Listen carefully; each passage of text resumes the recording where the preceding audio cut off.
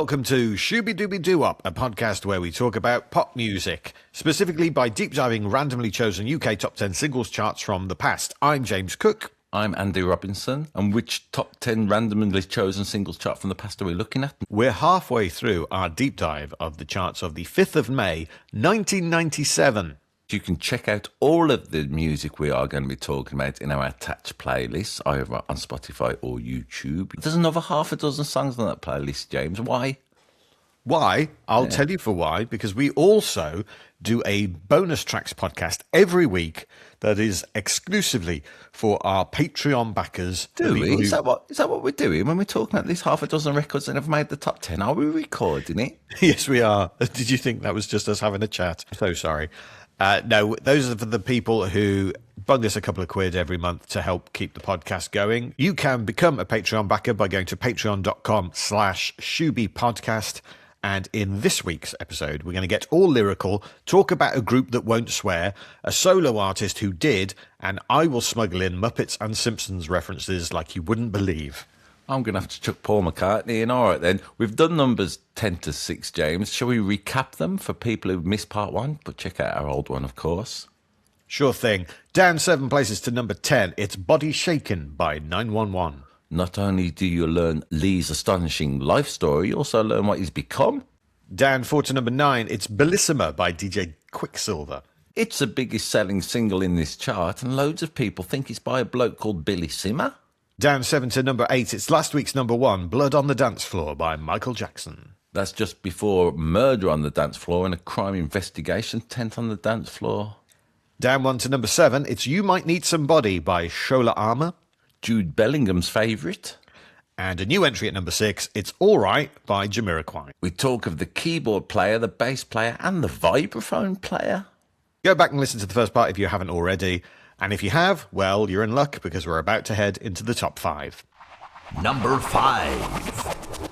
Down 3 to number 5, it was a former number 1. It's R. Kelly with I Believe I Can Fly. Yeah. Yeah. Yeah. Now, James, in part 1, yeah. we did Michael Jackson, didn't we?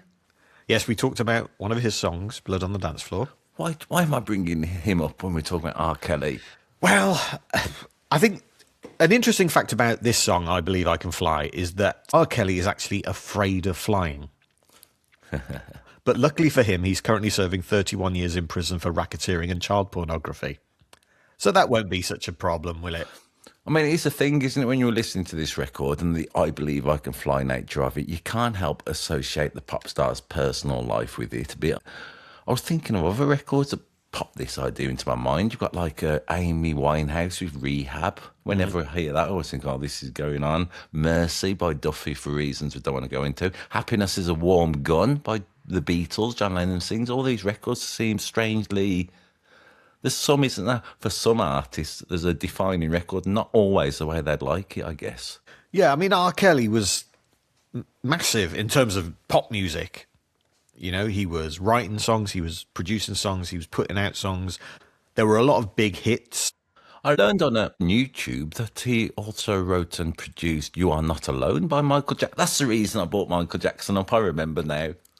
Yes, he did. He worked with him. And then obviously we subsequently find out what he was getting up to, and now he's doing time, a long time, for the crimes he committed.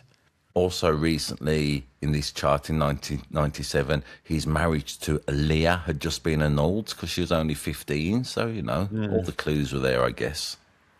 Can we disconnect the song from R. Kelly, or are they just too intrinsically linked? We've mentioned it. Let's move on to the song, because I think this song is beautiful, James. Do you? Yeah. Really?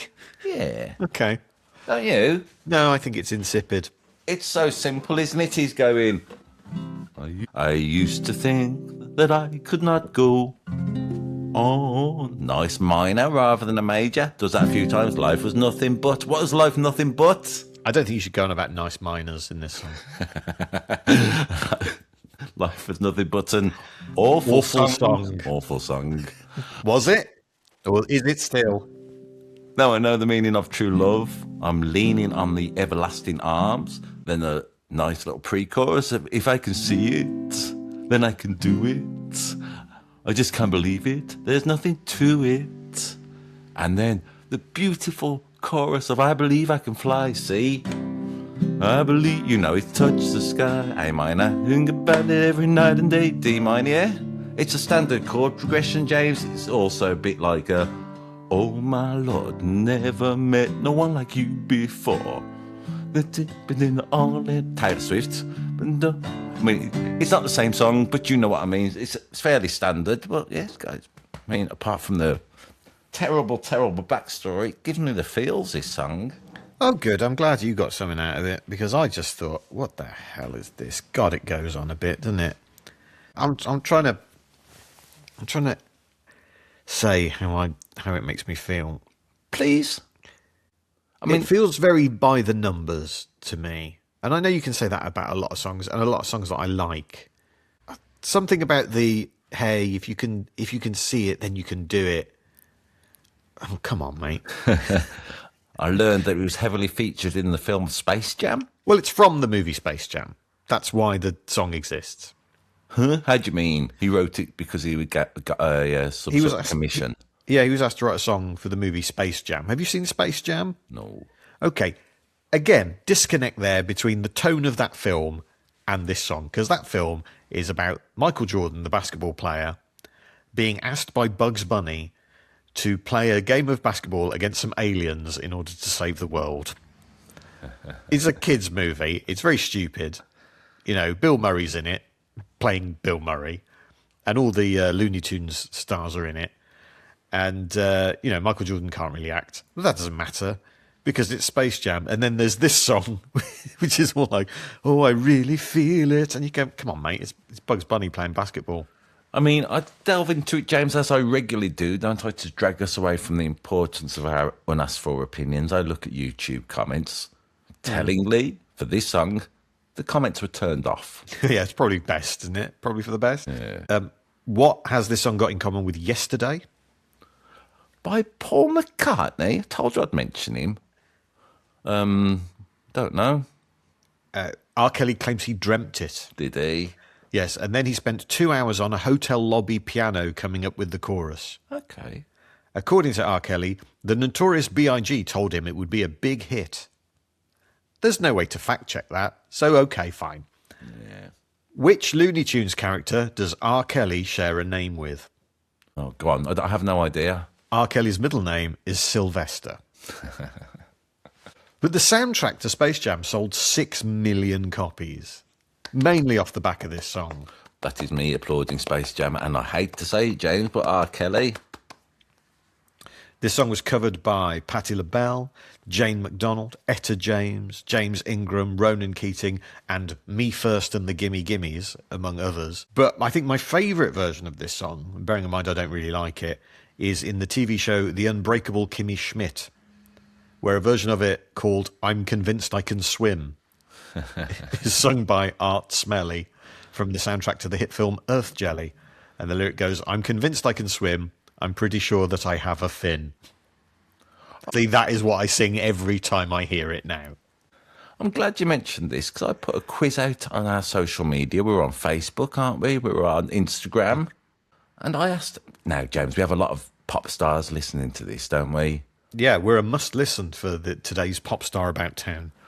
I put this record up on our social media, and I said to these pop stars who listen to us, what else could R. Kelly believe in? Now, Oh, God. I mean, we had loads of... I'm going to send them you, James, because I can't be bothered to read them all. So, all right. Yeah, fine. The simple question for 1 million pop points of what else could R. Kelly believe in? I thought it was very important to drag us away from R. Kelly that we stay away from controversy, yeah? Okay. All right.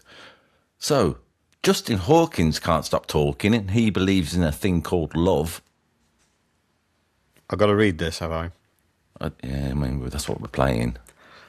Cliff Richard has got his dick hard, doesn't rhyme, and is saying he believes in the Lord up above. Don't worry about rhyming, don't worry about it. The Loving Spoonful are living in a room full of wizards who believe in magic.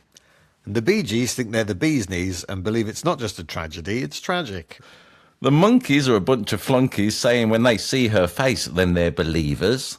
Justin B is having a wee and writing in the guest book, Anne Frank would have been a believer. Elvis Costello's being a silly fellow because he believes every day he writes a lame book. Martha Reeves from the Vandellas believes that the moon landings were fake, JFK shot himself, the vaccines were full of 5G, and 9/11 was a staged event, as do I, James Cook. It's what it says here. All right, then. So we don't need to know your personal take on stuff, James. Who do you think got the closest? Who's earned 1 million pop points? I think just as penance, we should give it to Cliff Richards. Yeah, with his dick hard. With his ditchard. This was R. Kelly's third of 15 UK top 10 hits. He hasn't had one of those for a while. It spends 3 weeks at number 1 and it wins 3 Grammys. We know that R. Kelly wasn't into the grannies. No, Grammys. R. Kelly said, I studied it and I prayed over it because I wanted the best thing to come out of it. We're in this realm, aren't we, James? We are distinguishing about the notion of the art and the creator.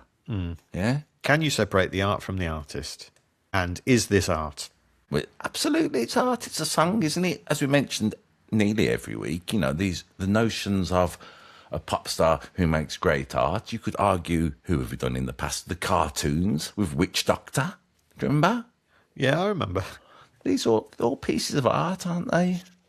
For commerciality, for whatever reasons, but there's no denying it. The other one that made me think of this distinguishing record is that Nirvana song, that Kurt Cobain when he's singing, I don't have a gun. And you think, Yeah. So something about that is that I believe I can fly, and you think you can't fly. You're going nowhere, R. Kelly. Unless they reenact the plot of the movie Con Air. And they fly him across the country with Nicolas Cage with a mullet. R. Kelly would have to be the Steve Buscemi character in that film, wouldn't he? Yeah, he would, yeah. Right. It's a very odd film. I'm liking where we're going this week, James. You only get that joke if you've watched Con Air. Number 4. It's a non-mover at number 4. It's Lovefool by the Cardigans. It's upbeat, it's cheery, it's happy, even though it's a song essentially about unrequited love and, heartbreak potentially. It's so bouncy and fun. There's loads of people on YouTube saying, I've only just listened to the lyrics. It's not what you expect. But back in 1997, I heard this and heard the disparity between the lyrics. The sound of it is joyful and lovely and, full of amour, isn't it? But the words, not so much. Nina Pearson, the singer from the Cardigans, who wrote the lyrics to this song in an airport, said, it's quite a sad love song. The meaning of it is quite pathetic, really. Yeah, there is a pathetic nature to the narrator of this song. Let's do the chords while we're here because they're lovely.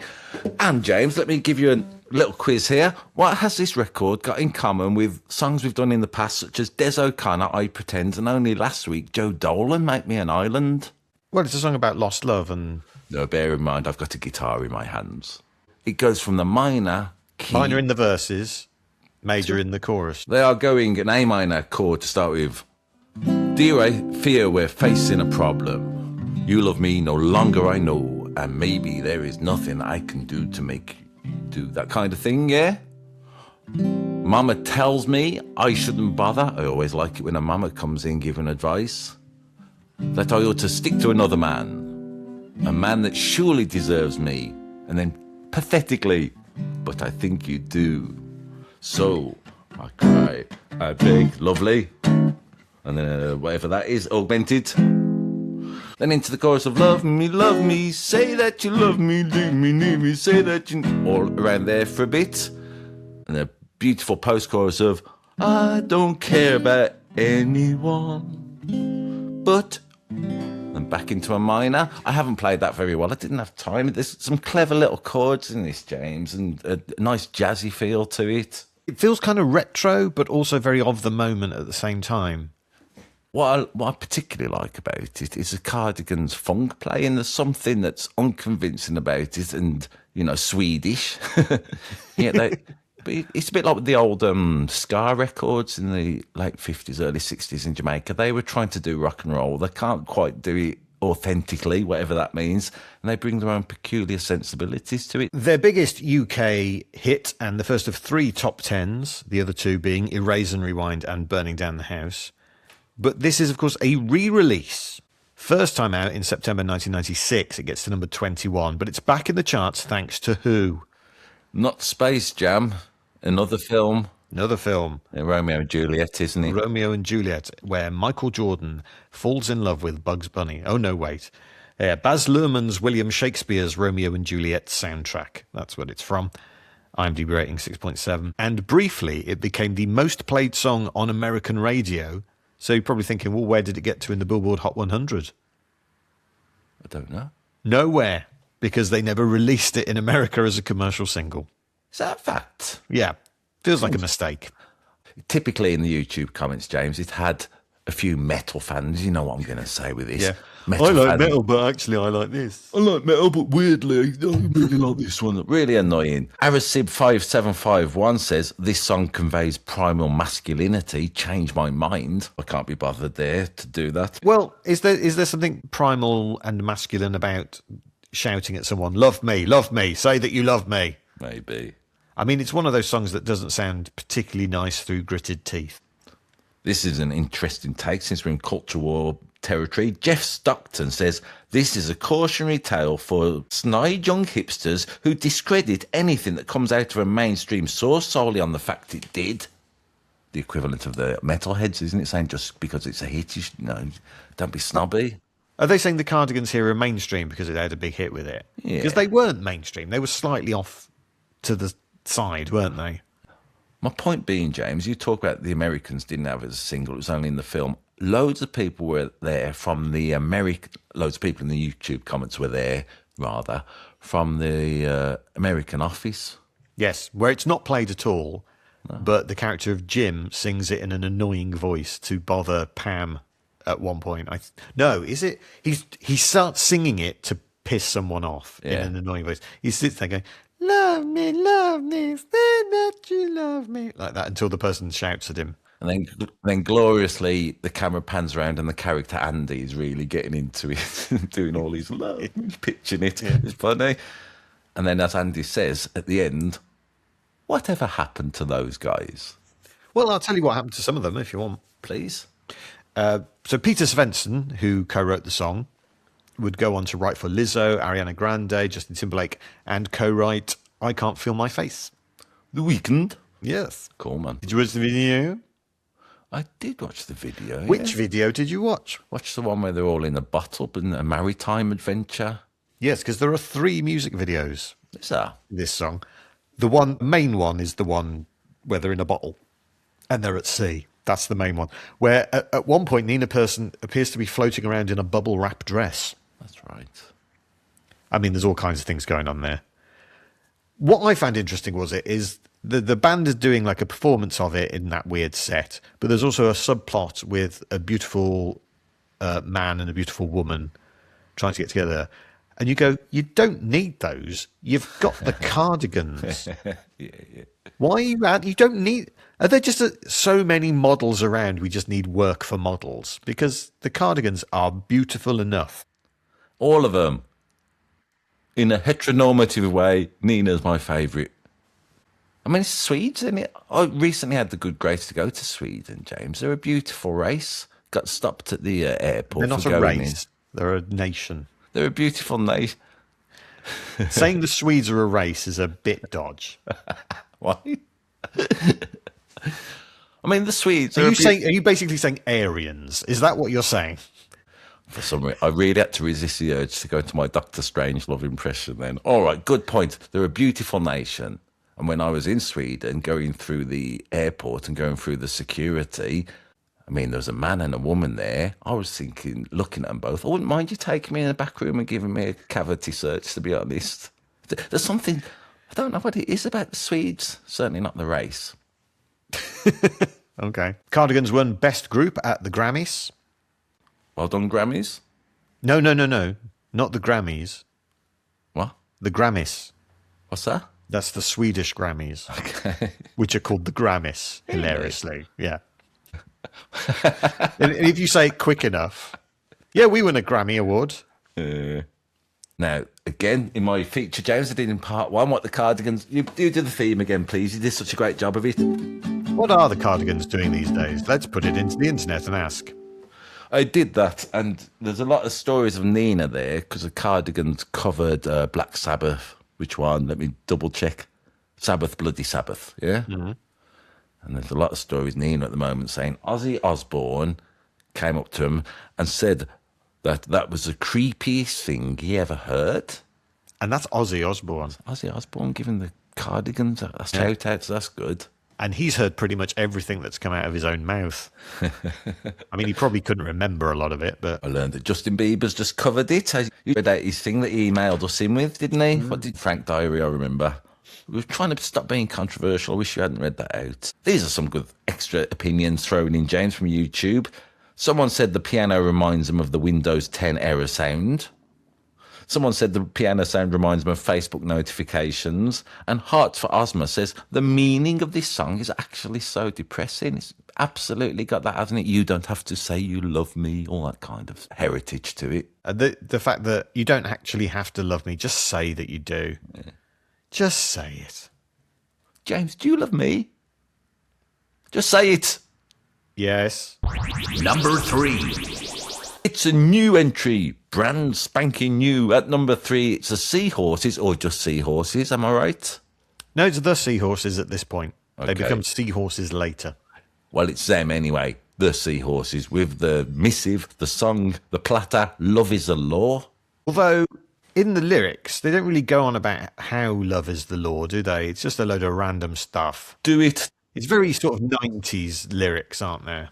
Britpop boys lyrics, aren't they? Got a touch of the old Oasis and their sillier songs, Diggs' Dinner and Cheese Electric. It's got that old music hall feel to it, not a bad thing. We lived in a dogfish egg case. What's that? A dogfish egg case? Yeah. I don't know. You could barely call it home. I'm going to look forward to trying to find a picture for a dogfish egg case that we have to flash up. Let that go on. That'll be the lawyers now. This is how we finally get caught, James, with copyright. Yeah. You mentioned, what were the words you mentioned? Dogfish egg case. That's the phrase that pays. That's all going on. We're not available right now. Are we going to hear the message? Fucking lawyers, they just hang up. This bit is incredibly 90s male Britpop, isn't it? Mad Lizzie Crumb's blind cobbler's thumbs were a sight to behold. She was a rum old slapper, and we always tried to get her pants off when she phoned. Yes. You don't hear the phrase rum old slapper much anymore, do you? Especially not in the top 10. I remember this song from the time, and I remember it being when it was kind of when Britpop started turning into indie landfill. Let's put it into some sort of context. John Squire. Yes, from the Stone Roses. This was his first project after the Stone Roses failed in ignorant. No, they didn't fail, did they? They didn't fail. They They just stopped. All right, then. But we are in that kind of trajectory from, let's say, Park Life being the start of it, and eventually it will turn into Embrace. Yeah. And we're on that scale, the sliding scale between Park Life and Embrace. Great shout that is, putting Embrace at the end. Yeah, they're the end game. And I didn't really appreciate what the lyrics were, because it wasn't one of the songs that I would learn the lyrics to and sing along to, because I didn't have a copy of it. I did not know the lyrics were "Strap on Sally chased us down the alley, we feared for our behinds." Yes, this isn't necessarily my take on it, but Johnny5805 on YouTube comes up to say, when white English boys start playing Southern blues, you just know they are creatively bankrupt. Wow. Yeah, I'm not that. The Rolling Stones? Yeah, I'm not that full of hate, but it's worth mentioning, isn't it? John Squire, he plays a lot of guitar on this, doesn't he? As David Muirhead LX4WV says, this is him quoting John Squire. John Squire asks to the rest of the band, "Do you want to be on my guitar solo?"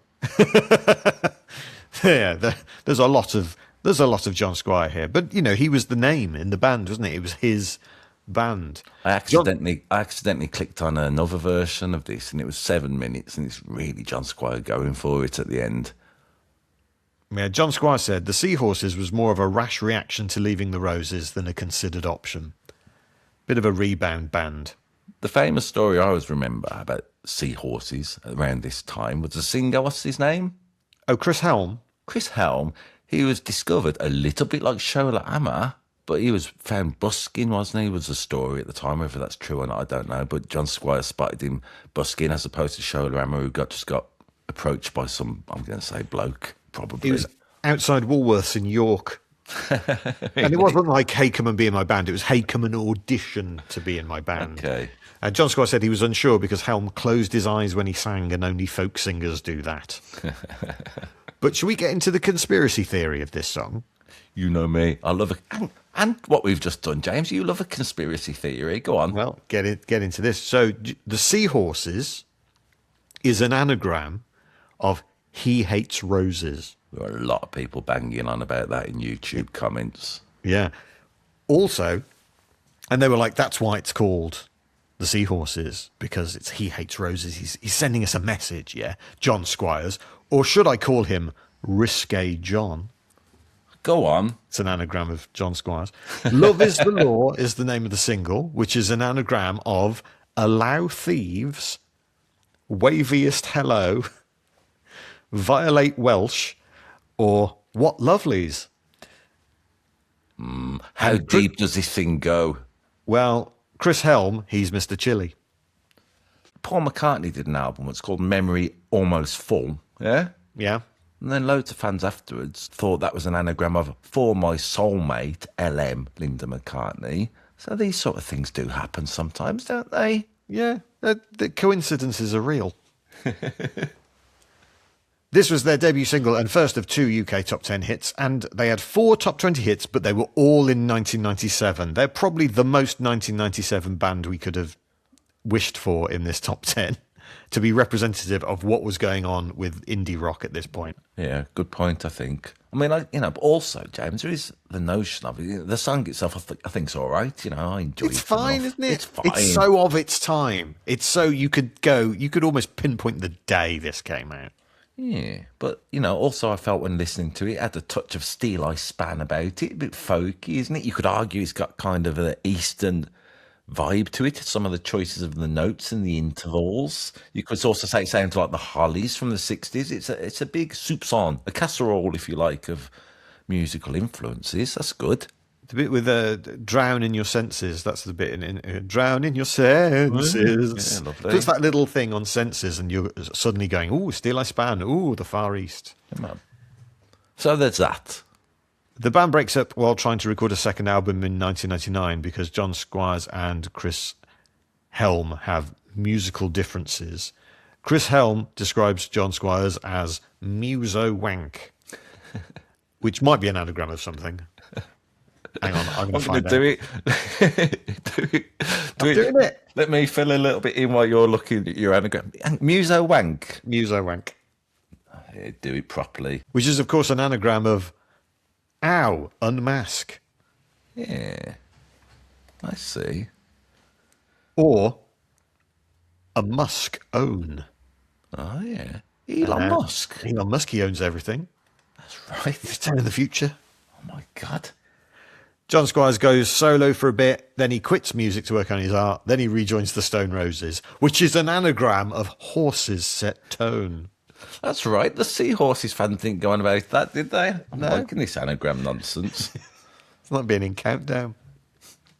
Oh, I was thinking about Love is a Law, yeah? Yeah. So I suppose you could argue it might be about marriage. That's a legal agreement you go into, binding you together. I thought it'd be good to have a quote quiz. Yeah? You know we do this every week. Sure. But this, I had a look, James, on brainyquote.com. There weren't many pop stars talking about the law. For some reason, R. Kelly and Michael Jackson were very quiet about it. But this is all about music and the law. And you have to tell me who you think might have said it. 1 million pop points for each one you get. Okay. Who said, music is a moral law.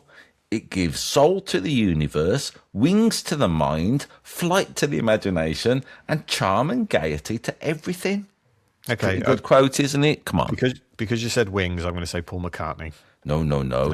Let me give you a clue. He was Socrates' mate. Plato. You got it. That pop star. I said there weren't pop stars earlier. Oh, okay, did you? All right, sorry. I wasn't listening. Fair enough. I'll be honest with you. I was doing anagrams for a thing I'm going to do in a minute. Who said... Do you know what Plato's surname was?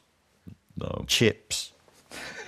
Which not pop star said, if you must break the law, do it to seize power. In all other cases, observe it. I mean, it's... Someone I don't know. interested in the power, James. It's very difficult. Snap? I acknowledge that. Oh, and it's not pop stars, is it?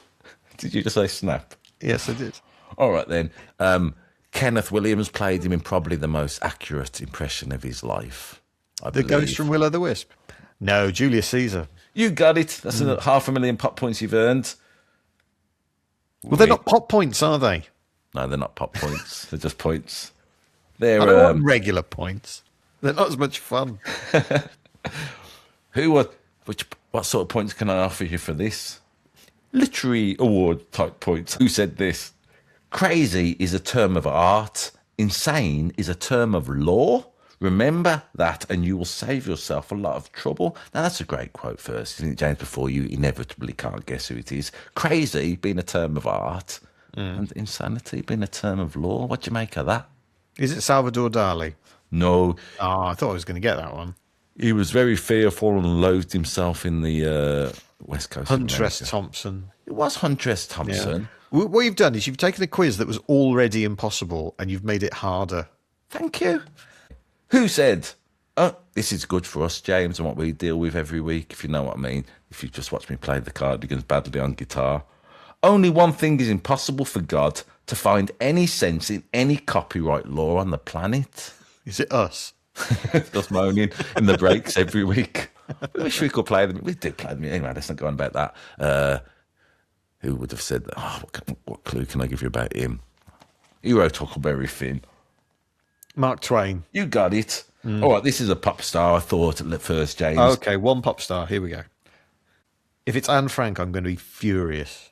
You've already mentioned Anne Frank once, and I didn't like you doing it. Justin Bieber signing a diary. We've got to cultivate our listener base to more tasteful people. No, we haven't. Open it up. Who said, if fear is cultivated, it will become stranger. If faith is cultivated, it will achieve mastery. And then I thought, well, that's a good quote off John Paul Jones, the bass player from Led It's Zeppelin. not the John Paul Jones from... Then I read it. He said it seems to be a law of nature, inflexible and inexorable, that those who will not risk cannot win. I thought, John Paul Jones is a genius of some kind. Turns out that's the greatest naval commander in US history. Do you know who produced Love is the Law? No, Tony Visconti. did he? Ex of Yeah. David Bowie and Bowie. My apologies and all that. Yeah. Or should I say, Noisy TV Tonic? Number 2. It's a new entry at number 2. It's Star People 97 by George Michael. I didn't remember this from the time. Did you? No, I did. Around about this time, I was living in the halls of residence at university. You were a student, weren't you? Yeah. And there were people not just from all over the UK, but from around the world. And when I say from around the world, I mean Americans also there. And there was one girl from the north, and there was one guy from Texas, and we were all having a big chat about music and what music we liked. And this girl said that she liked George Michael. She said, and this is a very 90s word to describe something as good. She said, oh, George Michael's safe. Like that, used safe, which the guy from Texas thought was hilarious. He's safe? What do you say? George Michael is safe. Like he's, a baseball umpire. So every time I hear this era George Michael, I always think he's safe. Okay. I think about this era, George Michael. What's the other one? The funky one, Too Funky. Yeah. They're kind of meandering, aren't they? Some of these songs, I feel, melodically. They're not as hooky as certainly Wake Me Up Before You Go and the Wham stuff. That's all right. I mean, what is as hooky as that? Let's be honest. Quite. A bit like Michael Jackson we talked about in part 1 with Blood on the Dance Floor, didn't they? That notion that these artists then get into the vibe, the beats, the rhythm a bit more. I think George Michael had a touch of that. There is a little bit, partially because I know about his personal life, there is a little touch of stoner rock in this song, I think. Not a bad thing. The song is basically him having a pop. Yeah. He's having a go at Star People. Yeah. Counting your money till your soul turns green. Counting the cost of your desire to be seen, you people. Yeah. And then he- Celebrity Yeah, culture he's having a little go at. And then he starts blaming the parents. Maybe your mama gave you up, boy. Maybe your daddy didn't love you enough, girl. Yeah, I love them words, actually. What a dig. I Why are you thought bringing them into it? I thought those two lines really got to the heart of a lot of people's quest for fame. That and the I suppose the gender of it all, the sex of it all. That the girl wasn't loved enough by the dad, and the son wasn't loved enough by the mom. I thought that was pretty clever. Also, he says, "I do not count myself amongst you," doesn't he? Not me, though. I'm famous for different reasons that had nothing to do with that. I didn't mind it at all. I thought it was interesting. A bit like 9/11. 911. There's a taunting tone to the melodies, and it's sort of a nagging, and it sort of backs the lyrics up, doesn't it? He's being playful, I think, with his critique. Yes, he is. But he is having a proper dig, isn't he? He is dropping some sick burns.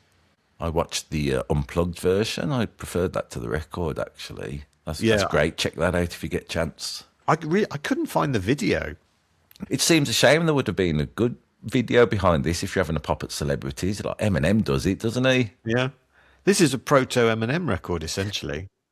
This is George Michael laying the way for Eminem. It's not like Eminem, because Eminem names and shames, doesn't he? This is far more nebulous. It would be like, I said, maybe your mama gave you up, Steve. And then it would have implied that he wanted to knob Steve's missus, wouldn't he? Yeah. So George Michael's not doing this. However, I don't know why I picked the name Steve there. I was weird. trying to think of celebrities from the 90s, and the only one called Steve I can think of is the javelin thrower Steve Backley. So I don't know why George Michael would be having a go at Steve Backley, but there you go. I mean, the good thing is, James, since we're on video, we now can put up a picture of Steve Backley. So that's happened at least. You know, people in YouTube comments sometimes now give you a specific time, don't they, for you to check out? Oh, yes, they say, go to this point in the video. Yeah. And then they refer to it, yeah. This is pretty good from Plucky Smurf. They say, 3 minutes 42. If you're not in the groove by now, you must be in a full body cast. Okay. But you can't jump to 3 minutes 42 and start and then immediately be in the groove. You've got 3 minutes 42 to build up to it. That's right, James. Very good. But I feel the point being is, despite whatever the lyrics and the melodies and everything, a bit like Michael Jackson, a bit like a few records we've done, and a couple we might be about to do, maybe. Nope, not at all, because we're only at number 2, and number 1's a stinker. Spoilers. Yes, I mean, it's happening, is it? Turn this up loud. You can get your body moving, get your body shaking. There's 9/11 said, 9/11. Yeah. 911. It's wine bar disco, innit? Yeah, if you like. That's what it is. I'm not saying that's a bad thing, but that's what George Michael was trading in, as you referred to earlier. There was this, there was Outside, there was... Outside was markedly different because of the video, wasn't it, as well, than when he released it. That had an urgency and a relevance that, But as a song, though, it sounds like this. It's akin to this. He did a cover version of... Did he do As with Mary J. Blige? That's right. Yeah, that's a bit like this as well. It's like... Yeah. Oh, sophisticated soul. It's Thursday night. We're in Peterborough. We've gone to the one wine bar that's still open. It's 8:30 p.m. They're playing this. I like us digging into George Michael a bit. Last time we covered him, James, we were both nearly crying about what a good man he was. I'm not saying he wasn't a good man. I'm not saying that. I'm saying about the music he was doing here. I mean, did you hear this? Apparently, George Michael was once watching an episode of Countdown, and he paid for everyone in the audience to have a sex change. Yeah, that's true. And one time he was watching 15 to 1, and he paid for one of the contestants to swim with dolphins. That's right. Yeah, that's what he used to do. Yeah. Everyone knows that about George Michael. He would watch a daytime quiz show, and then he would pay for stuff for the people on it. That was his favourite. That was his hobby, essentially, by the end. All right, then. This is weird. I wasn't going to mention this. He's renowned, isn't he, for his charity? Yeah. Giving everybody on 15 to 1 and whatever he was giving them. Yeah.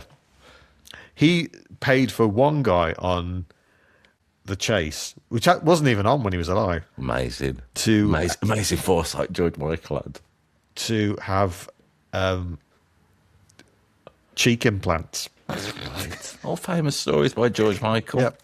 All right, then. So, because maybe I've been listening to George Michael this week on YouTube. This is weird, James. This goes, why are we kicking George Michael? I'm not kicking him at all. A little bit. Why are we saying that? a clip came up on my YouTube Shorts, and he was on about Band-Aid 2, yeah? Bearing in mind all these great things he's done for charity, he was saying, I thought Band-Aid 2 was rubbish because essentially he was saying because everybody looked great and we didn't know we were going to be filmed, and it kind of spoiled the notion of Band-Aid 1. And I thought, George, they're trying to feed Africans. Yeah. Well, maybe, George, maybe their mama gave them up, boy. Maybe their daddy didn't love them enough. He's getting a sly dig in. It's a very passive-aggressive record, isn't it? Yeah. I like it. We've gone weird with number 2, James. I like it. The UK's number 1. It's a new entry at number 1. Straight in, it's Gary Barlow with Love Won't Wait. So I thought with Gary Barlow, this song, I thought that's why Gary Barlow wasn't popular, because he didn't write very good songs compared to Robbie. However, The first, he had a number 1, didn't he, with a song that he wrote. And then this was the follow-up. Also gets number 1. Yeah, Forever Love was the first one. well done.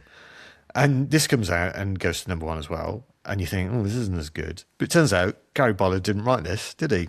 Who did? Madonna. That's right. And Shep Pettibone, should point out. This is an old Madonna album track that never was. A reject from Bedtime Stories, I learned. Yes. And have you heard the If original? reject's the right word, that's not right. It was a actually. demo. It was a demo that Madonna put together for Bedtime Stories, and they didn't put it on that album. Have you heard that demo? It is on Spotify. Listen to it. It's good, isn't it? Makes more sense of the song to me. Does it? A To me, little it bit. just sounds like a bit like this. Yeah. I was expecting it to be markedly different. I think that's what it was. But this is the first song penned by Madonna to hit the top of the charts for another artist. Okay. Yes. Well done, Gary Barlow. Yeah, but it just feels a bit lame. It feels dated. I mean, I know it's a song that was written in 1994, but it feels like a song Take That wouldn't have put on their album. Compared to other Gary Barlow songs, it's my favourite, and I'm thinking of other ones he did. I really like that one he wrote, Relight Your Fire. I really liked How Deep Is Your Love. I really liked It Only Takes a Minute. So, you know what I'm saying. It's a cover, isn't it? It's all right. It's all right. Yeah, he did covers it as part of Take That, but he also, he did write Back for Good and Pray, and he would go on to write Patience and Greatest Of Day. course. He's great, Gary Barlow, of course. He is that. capable of writing better songs than this. Yes, he was very popular. Just left Take That, so that's probably why he got to number 1. He's the new George Michael. That's what everyone was saying at this time, wasn't they? Yeah. We've got George Michael at number 2. We've got Gary Barlow being the new George Michael. They've both released singles in the same week. George Michael's gone in at number 2. Gary Barlow's gone in at number 1. So it's like, is this the passing of the torch? No, it turns out it wasn't. I mean, we should point out that Robbie Williams is in the top 40 knocking around. He's on the way down with Old Before I Die, which I think is a much better, more exciting song for me. Did you watch the recent Netflix documentary? Take Yeah. That? It's great, isn't it? Yeah, it's really good. It's Go on, really tell me interesting. what you learned about Gary Barlow from that. That now he appears quite sorted, but he's been on a journey, hasn't he? He was put in to Take That as a vehicle for him to get his songs out there so that he could then go solo. Yeah, Nigel Dudar said, this is basically your band and we're just bolstering you. I thought it was really interesting, even when they were doing covers early on, he didn't want to do it. That what's his name, the manager, Nigel Dudar? Nigel Martin Smith? He was saying, do this. And there was a lot of, it'll get you where you want to go, won't it? Which was being a solo artist. As he acknowledges himself, he didn't really give a shit about any of the others in the 90s and Take That. He was very focused on himself, wasn't he? I loved his candidness in expressing that. Yeah, and it comes across in Better Man, the Robbie Williams biopic where he's a monkey, that Robbie wanted to write songs for Take That and be part of it, and Gary wouldn't let him because that wasn't part of the plan. Absolutely, and in that documentary, he's saying Robbie was coming with stuff, but it was all subpar Oasis melodies, and he wasn't really into it, which you could say Old Before I Die is an Oasis melody, really, isn't it? It's got that Britpop feel to it, whatever that might mean. And then, not long after this, Angels hits, and that's where Robbie and Gary kind of cross over, and Robbie becomes the new George Michael, in inverted commas, and becomes the biggest pop star in the country for 7 or 8 years, during which time Gary Barlow, if you watch the documentary, he just clearly goes into a depression. Oh man, it's so sad, isn't it, when you're saying I just used to eat because I got so large that people wouldn't recognise me. And they, again, candidly, they show the pictures. He admits all his foibles and faults, doesn't he? Really Yeah. good. I mean, that bit about Robbie Williams I thought was great in that documentary is when he feels like he's going to be dropped from a record company.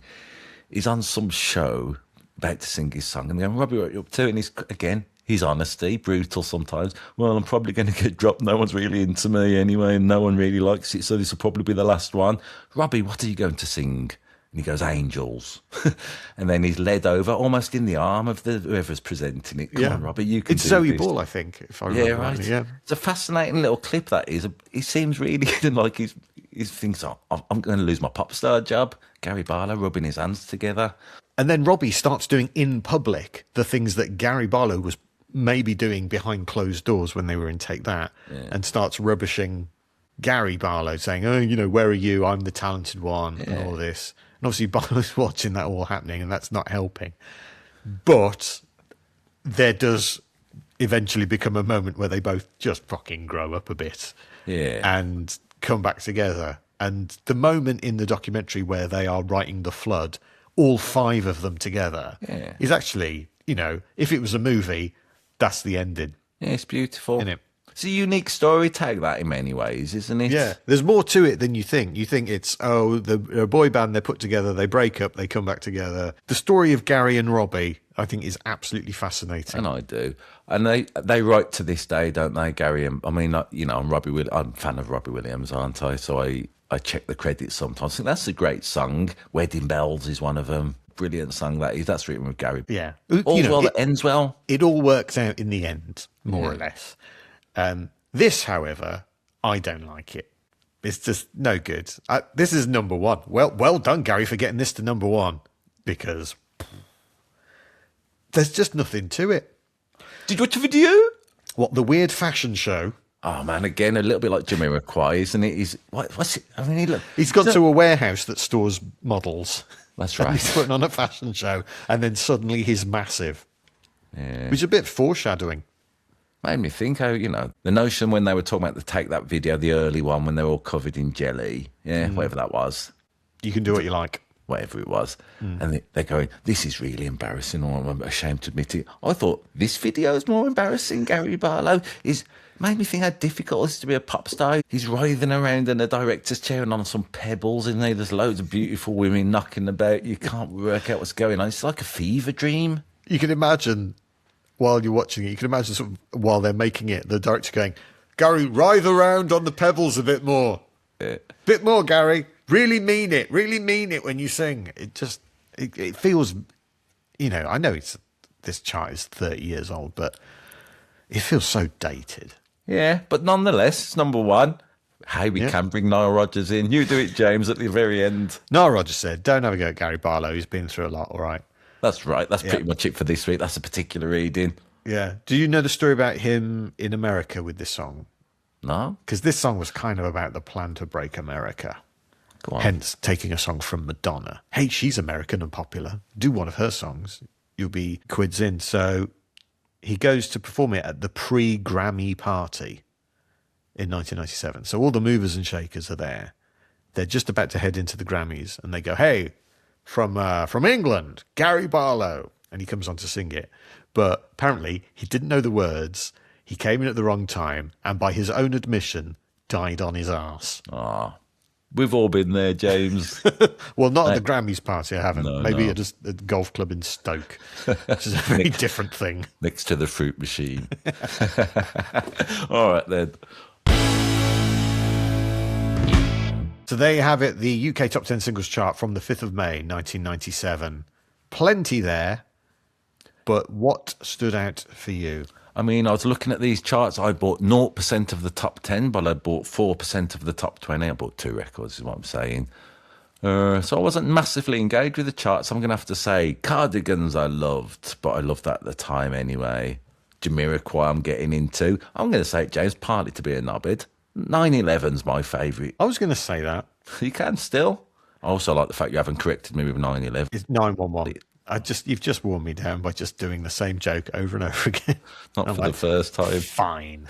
But Shola Armours, you might need somebody. It's got forgot such that a one. luxurious sound.